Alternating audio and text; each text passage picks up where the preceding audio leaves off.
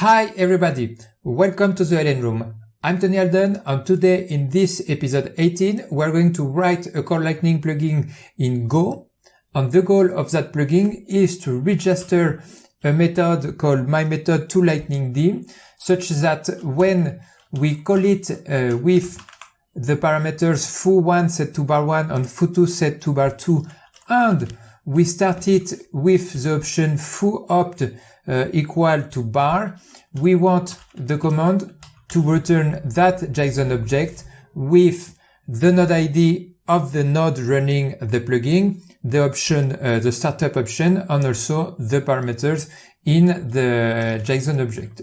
To do so, we are going to use the library lightningd-gjson-rpc to help us do all we need to do. Note that it exists other Go library that you can check in Core Lightning plugins in 2023 in LNROOM.live, and there is a section libraries to write plugin, and there is one for Go, so there are 4 alternatives that you can check the one you prefer. And today the goal isn't to explain exactly the mechanism, the plugin mechanism, but more to get started quickly with an handy library. But you can check on LNROOM, the LNROOM 14. There is a video with understand CLN plugin mechanism with a bash example, and you can also check the first live session we did in build on L2.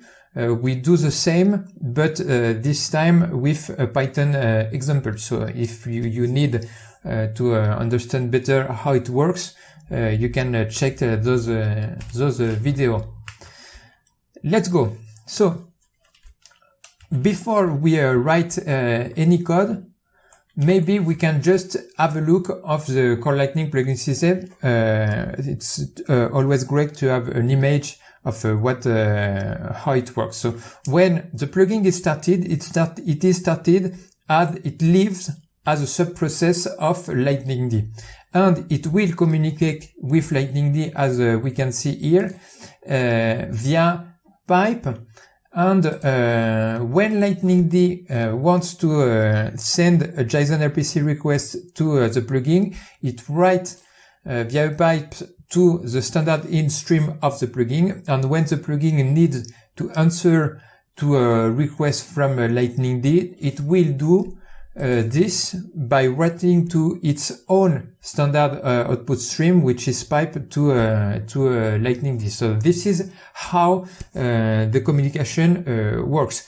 The cool things with the libraries that we are going to use today, and many other libraries in other languages, is that we don't see that. We just write, you give me that request, I give you that response. So this is a cool thing.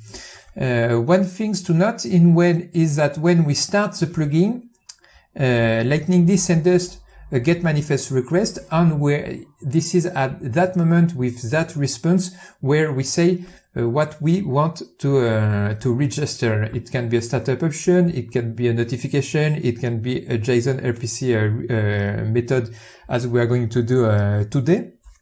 And after we get lightningd send to the plugin an init request at that moment with all the information of the node.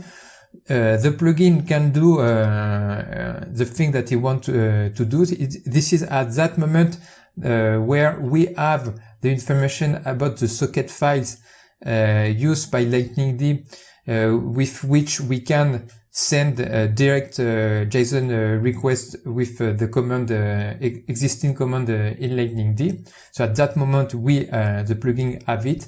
And then there is the IO loop, where the plugin is listening for request or notification from lightningd. So this is the overview of the plugin system.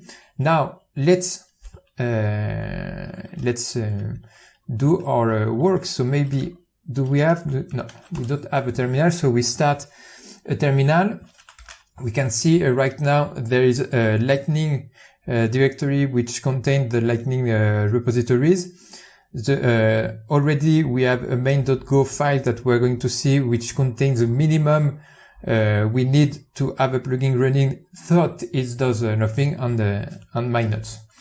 So the first thing we want to do is to source Lightning contrib startup. So this is a script provided in the Lightning repository, which lets us start with that command, for instance, start a Lightning network running on a rage test with two Lightning nodes. So we have L1 and L2, and we're going to see to have everything clear.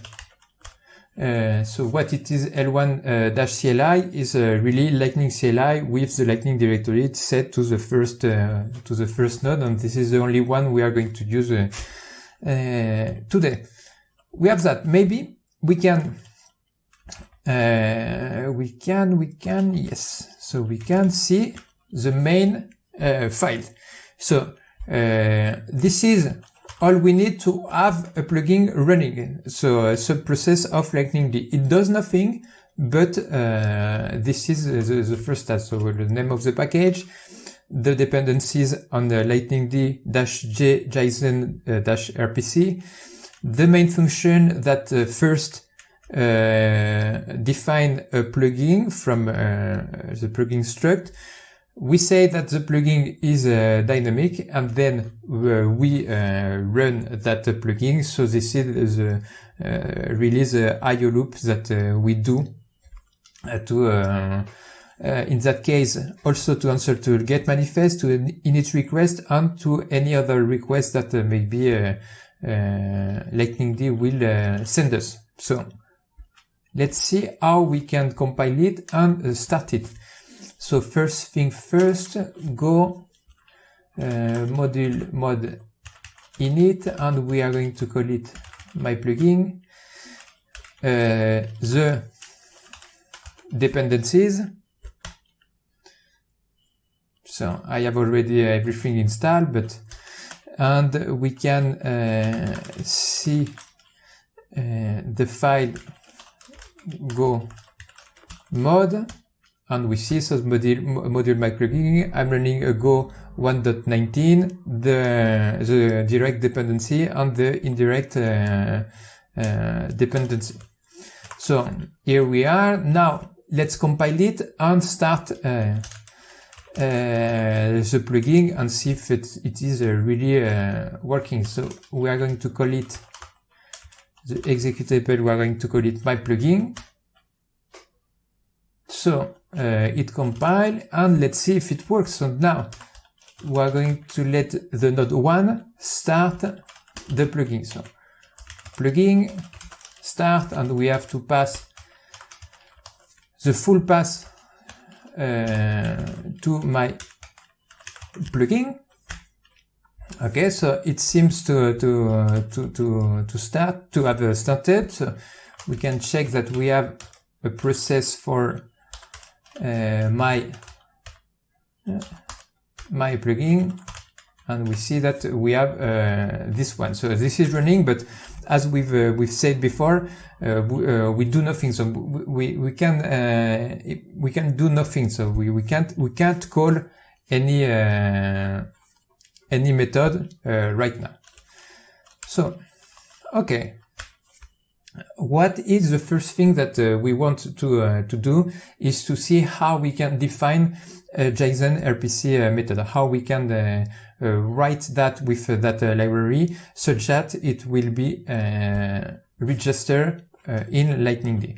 So there are a bunch of type that I've put in the notes that we are going to use. So we have the type plugin, RPC method, RPC handler, params, and option. So it will be handy to have then. When we define the P which is of the struct plugin. This is all we have, all the property we have in that struct. So maybe the one that we want is that one. RPC method, which is an array of RPC method. We're going to see after the type of RPC method, but first, so we can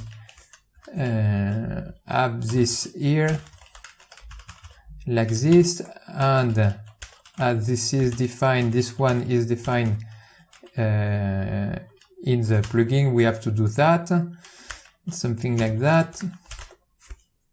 And now this is an array of RPC method. We are going to define only one here. And what are those 3 dots? So they are RPC methods. So what they are, we think that there will be the name of the method. So the method we want to call, it my method, but we need some other stuff. So here we have the type, and we see, so we have a name, usage, description, long description, and handler, which is a function of type RPC handler that is just below, that we are going to have to look at, but almost right now. So we have those one. This has, they are not all string, but let's just put that to start. The name of that method. So this is my method. Maybe the usage is the name of the parameter, if we have parameter, if they are mandatory or optional. We don't want any parameter right now, because we are just going to return the object foo bar. Simple to start. And now the important part is the handler. So when the plugin starts, this method here will be registered in the P plugin, and when the plugin is going to receive a request for the method my method, it will use that handler to produce the payload, which is going to go in the request and the field result of the JSON-RPC request. So we need to see the RPC handler. So we can see also the params, because the RPC handler is a function, a type of function that takes the plugin, the params that are that we can see just below. It is a map of that maps a string to interface, and it returns three values. One interface, which is going to be a map string interface like params, an int for the error code, and the error. So we have to put it here. We are going to return something in a moment, but we have to do this because those type comes from plugin. So we have to put plugin dot here. We return. What do we want to return? We return three things. We are going to return a map of interface, but before we return no error, and also the error code 0, because we are not going to in that example today, we are not going to catch any error. We are going to do it as if everything works well in the programming world. But we want this one. So this is the interface that we return. So we have that, and now we can return foo. Yes, this is the only thing that we want to return. Braces are okay. We are okay also with the map, the types, and we are okay with the commas. Okay, let's compile that and see if this is working. Okay, so it seems to work. We're going to restart the plugin. It's started, and now we can call CLI my method, and we have this. Okay, so we now know how to register a JSON-RPC method that takes no arguments and that return that object. So this is the first step, but what can we do now? What do we want to do after that? So we know how to return something here, okay? But we might start with, okay, first let's look at the option. So if we see the type plugin, we see that we can define here an array of option. So let's take that. We go back to the main. So this is something that we do here.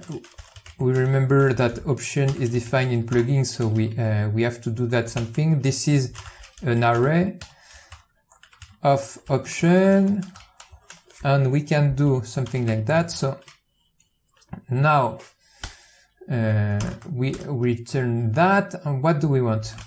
Yes, as we are going to have an array with one option. So how do what is the type of the options? Go back to our node,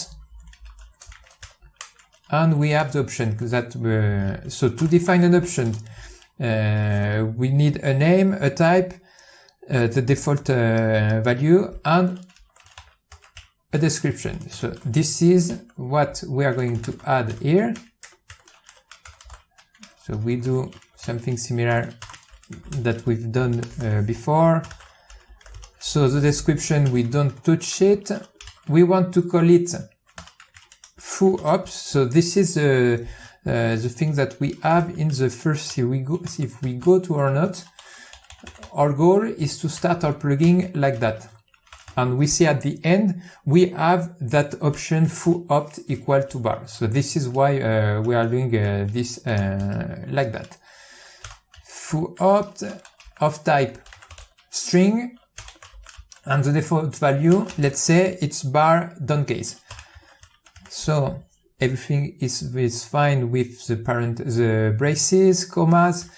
Now it's fine, we defined it, but how can we get it? So this is something that we can see if we look at the type plugin.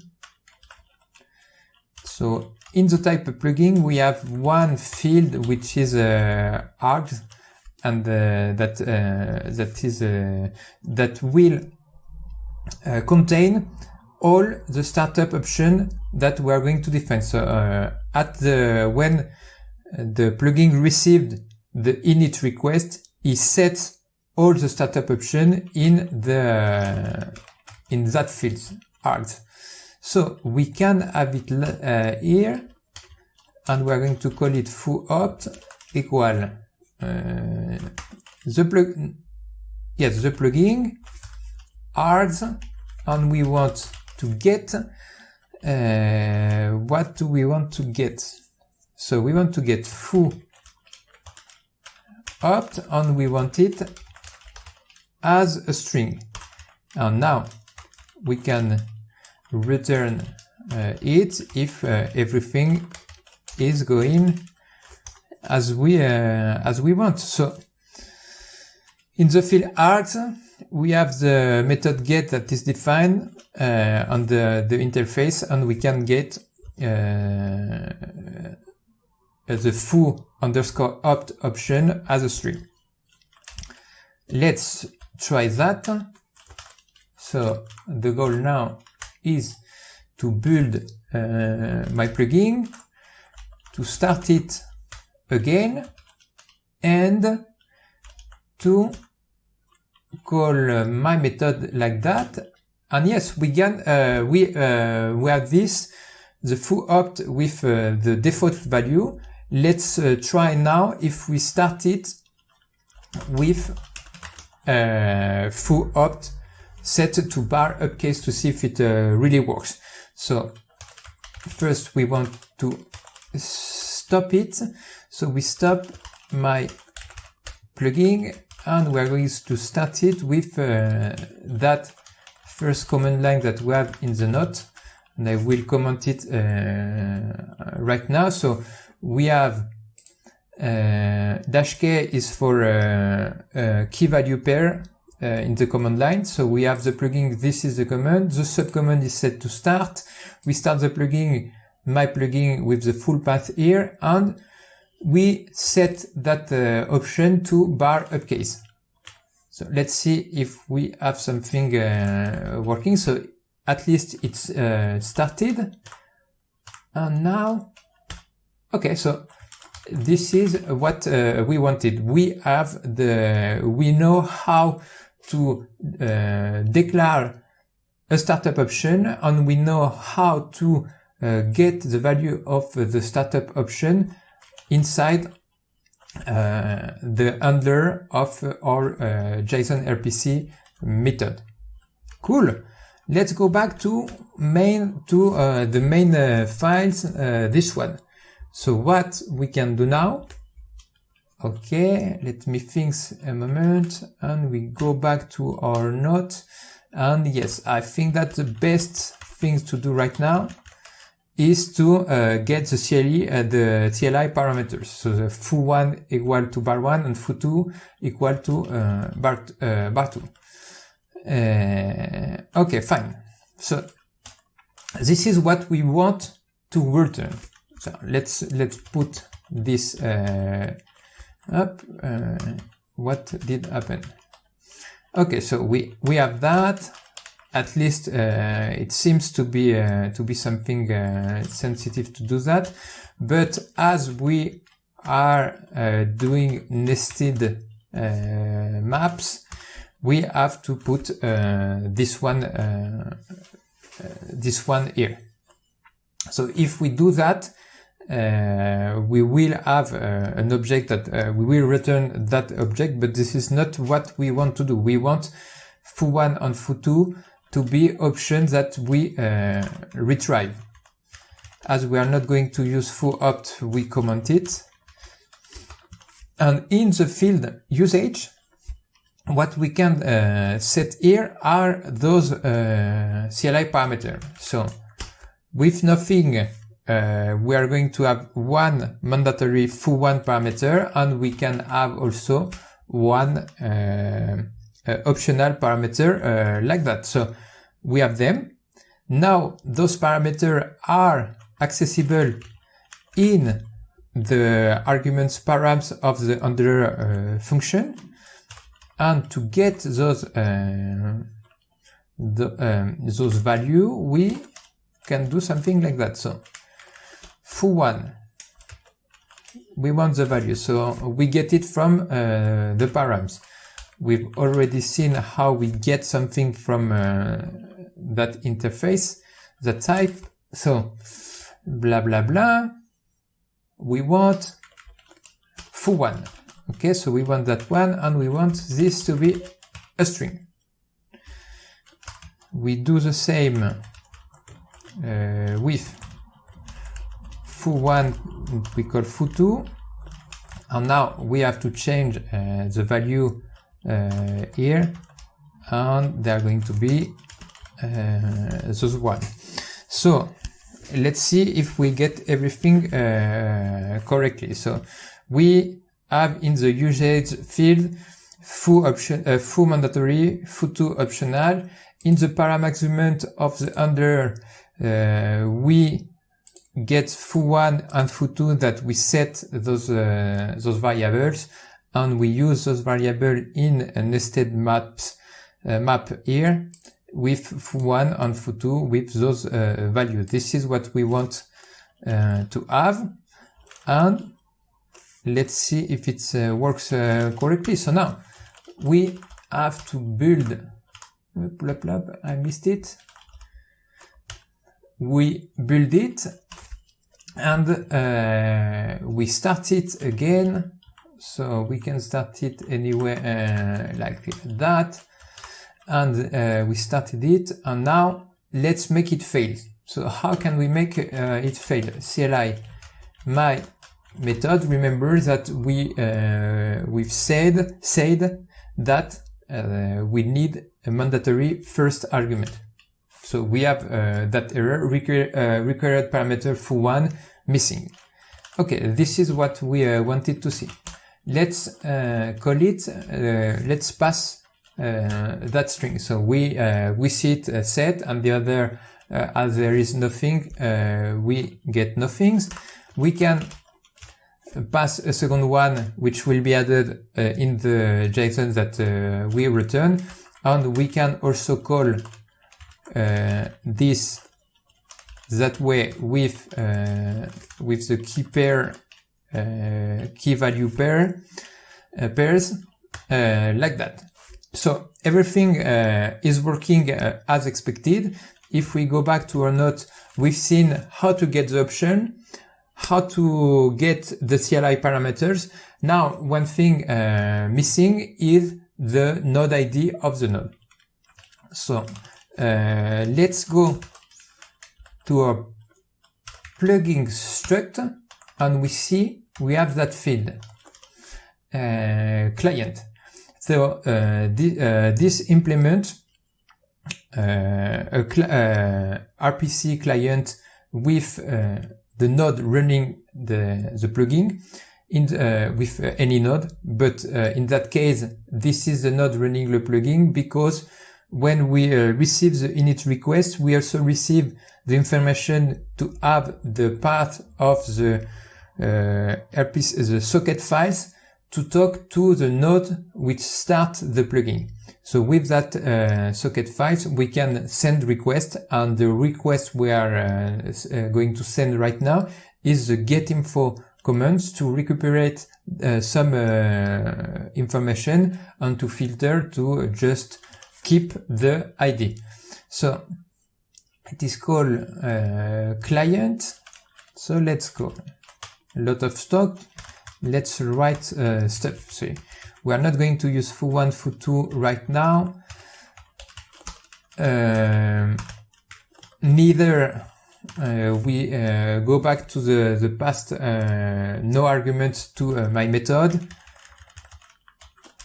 We no longer need all of this, and what we want now is something like that. So okay, we can get info. This is the name of the variable. In the plugin, we have the client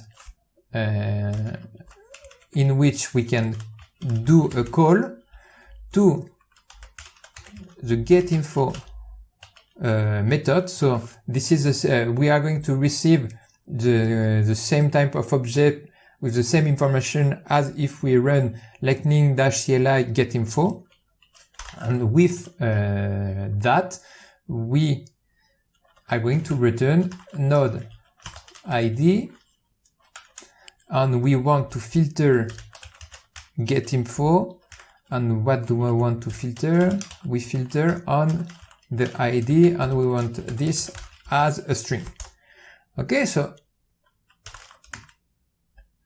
this should work. Let me just see. So usage nothings. We've commented out we've commented foo1, foo2 because we are not using them right now. We do a call, and we return only the ID of the variable getinfo. Okay, let's try that. So we have to restart. No, this error is normal because I tried to restart the plugin, but as no, it's because I have to. Yes, sorry. it's a good thing to because if it's happened to you, you will see why this. When we use the command start, the subcommand start, if the file, so my plugin has changed, so the checksum of that file changed, so lightningd is smart enough to restart the plugin. But as we didn't compile a new version of my plugin, this doesn't work. So always interesting to see the error. Okay, sorry. So yes, I went too fast, and so assignment mismatch, one variable put, blah blah blah, returns two values. So yes, sorry for that. Sometimes it happens. So it returns also an error if there is an error, but as we don't care about the error in errors in that video, we just passed this boilerplate variable. So now this should work, and we can now start it as the checksum change, and we can call it, but we don't need that, and we have the node ID. We are going to verify that information, so JQ, because we just want the ID, and here it is. So we have just the ID. So finally, we are almost done with that, because if we look at the object that we want, we know how to get the node ID, we know how to declare startup parameters and to use them in handlers functions, and we also know how to define CLI parameters and to use them in the handler function. Let's go back to main.go. So now, no, we want this one because we are going to return that. So a little bit of works, and normally we shouldn't make any mistake at that point. So getting for, I have to rewrite this one. So we want the ID as a string. Remember that when we do nested maps, we need to do something like that. So here for the nested maps, we have the option. The option is foo opt. We don't forget that comma. We uncomment that. We also want to have that mandatory and optional argument foo1 and foo2. Almost done. So we want the parameters, so we uncomment them, and we don't forget to change them here and to put the right comma. So okay, so this is something like that, foo, and this is that. So let's check if we've got it right, because the only thing that we had to do right now is just the way we return the information, because we know how to get all those information and how to define them. So it seems to be okay. We'll check. So let's build it. Let's start it. No, I don't want to start it like that. Let's see if we have this one. So we started it, we can see we started it with the foo up set to uppercase bar, and now we can call CLI my method, and we can, because this is what we have, foo1 equal bar 1 and foo2 equal bar 2, and we have it. So it seems to work correctly, at least as expected. So we find a way to implement the plugin that define method, my method in lightningd, we have one option called foo opt that we can set, and we can also pass 2 parameters to that method, and we've learned how to retrieve the node ID. Let's go back to this and see. So these are 43 lines of code. So let's look at this to have the big picture. We import the module. We have the main function that define a which is a plugin. We want a plugin that is dynamic. That means that we can start it as we've done it during all the life at the command line. When the plugin is already started, we can pass an array of function of option of the type option with a name, a type, default description, as we did here. The RPC method, so take an array of RPC method, and the RPC method needs to have the name, usage description, long description, and the handler function. The name, if the name of the command that we want to define, the method. We have those mandatory argument foo1 and this one foo2 that is not mandatory, that we can get here using the param arguments of the handler function. With the args fields of the plugin P, we can get the startup arguments as we did with foo opt. And the last thing, the last important thing, is that if we need other information in lightningd, we can do RPC call directly to lightningd using the socket files, and we use the field client and the method call to do those calls. So this is all I have.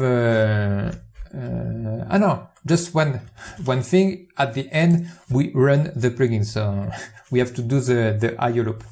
So that's it. I hope you have a great time with me. See you in the next video.